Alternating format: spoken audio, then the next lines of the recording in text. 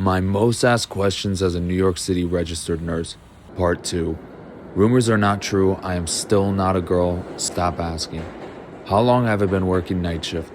I've been working night shift since I've been 19 and I'm 25 now, which definitely isn't healthy, but one day I'll work day shift. How did I become a nurse?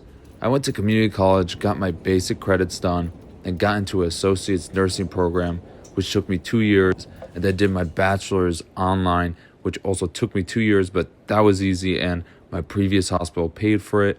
So this is the cheapest route of becoming a registered nurse, so do this if you're considering nursing. And when I was in high school, I was like upset about this because I wanted to go to a big party school, but looking back now, I would have probably failed out and be homeless right now. What's my favorite specialty? I would say surgical ICU since I've seen some crazy traumas, and when they get better, it's always rewarding.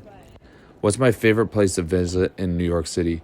I would say Greenwich since they always got good comedy shows and fun bars. However, for good food, I love going to Astoria. What happens if the train stops and I'm late for work?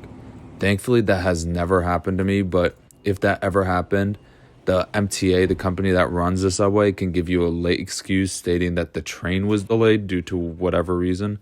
I think you just have to email them and they will send you that excuse form, but I've never heard a manager asking for that. What's the craziest thing you've seen on the subway? Oh boy.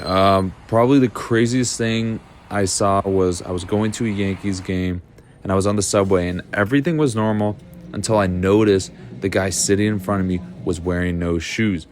Then I slowly looked up and noticed this guy is completely homeless. And he was sitting next to some tourists that you obviously knew they were tourists because they were smiling. So then the homeless guy turns, faces the tourist, and screams in the one guy's ear.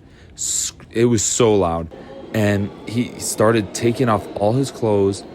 Everyone started moving to the other side of the train, but the tourists didn't move. Then the homeless guy was down to his ripped underwear and just ran out at the next stop, leaving all his clothes on the train.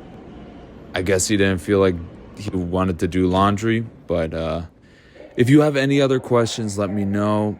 Thanks for watching.